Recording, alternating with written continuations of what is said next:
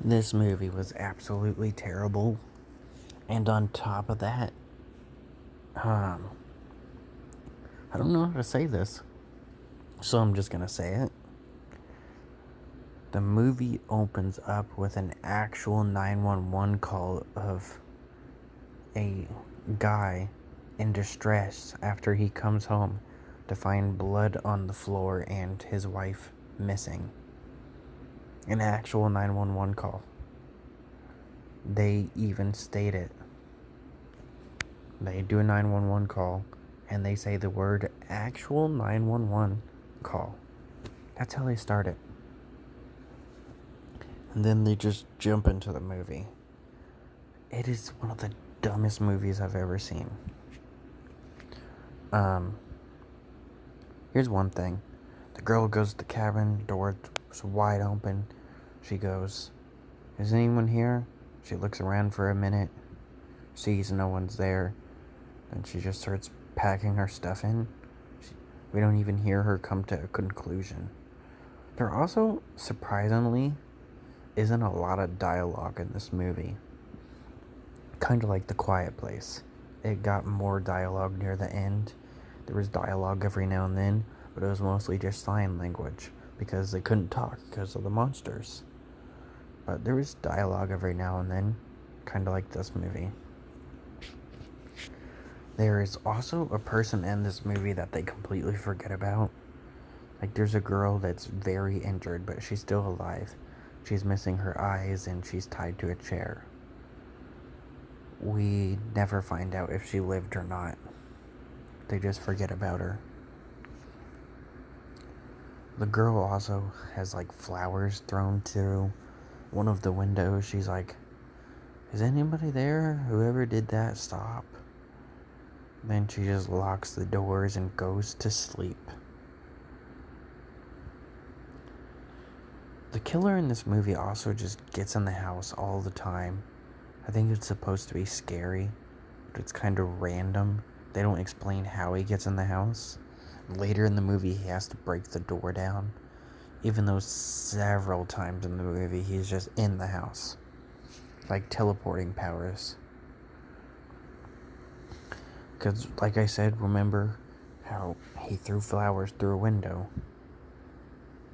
And then she locked all the doors? He's in the house now. He's watching her try and sleep.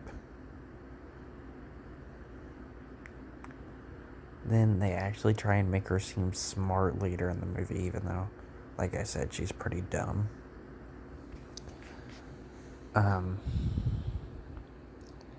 She like breaks the shower handle thing. I don't know what it's called. It's for towels, so when you take a shower, as a weapon. And she also boils hot water, turns a fire on, and boils the water. Anyway, a few minutes later, she's just walking around the house trying to be safe. She ends up back in the kitchen somehow. She turns the fire off. Then she immediately turns it back on, like there isn't really a reason. Later, he's searching the house, but it's only for like a good 10 seconds. But he doesn't see the boiling water when searching. They did something like this in You're Next, but nobody went in the kitchen, so nobody saw that. Nobody was, really searching. They knew where the people were because the one dude was there to tell them.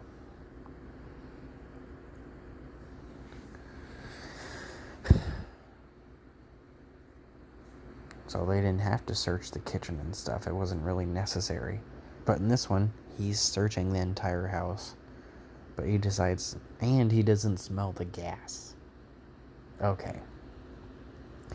Eventually, he's trying to destroy the door later in the movie, even though I just told you about, how many times he's gotten into the house easily. So she uses that to go through another door while he's banging on the door to get in. And she just sits behind a tree and watches him search the house.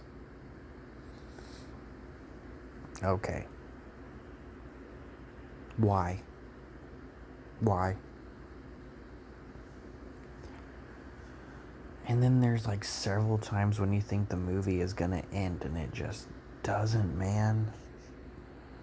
There's a scene where she's now an accomplished writer, kinda, and she's wrote a story about her surviving, and guess what she called it? The Survivor. God, that's so stupid.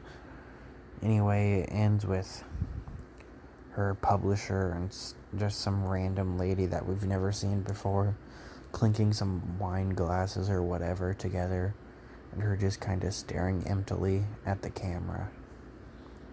And you think the movie's about to end, right? Nope. We get a scene of her in a car and she's about to be murdered. And you think the movie's gonna end there, right? No, she wakes up and it was a dream.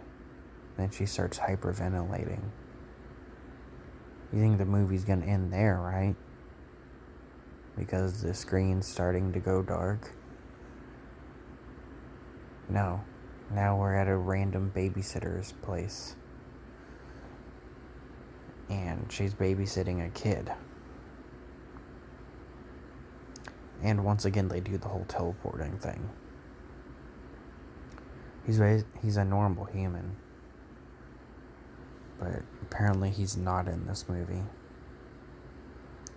Like, they don't really explain anything about him. He has an axe. He kills people. He doesn't talk. Anyway. The last we see, the girl locks the house while babysitting, goes to the fridge to get some food. During the fridge scene, we see him standing outside. Then seconds later, Ashley, or whatever the little kid's name was, is like, "Our monster's real." And this is literally seconds after, remember? Like, I just said, we see him outside while she's looking in the fridge. He's outside the window. Seconds later, the kid is coming in and saying how there's a monster in her room. How is he already in her room? This isn't Scream. There isn't two killers. How is he in there already?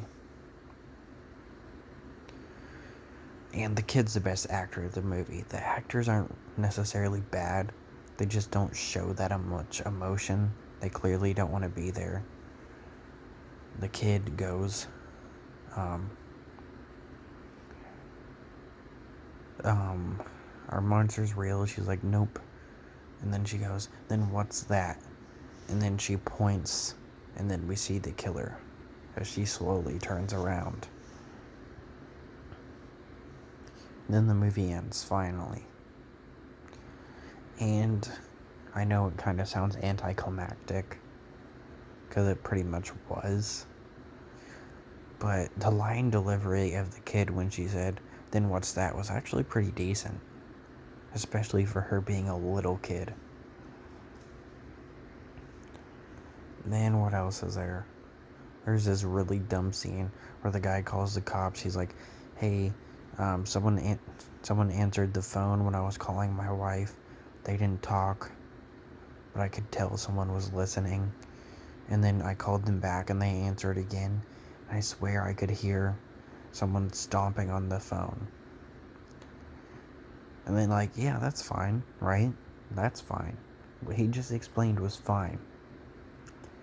But he goes on to say, "It's just a gut feeling that something wrong.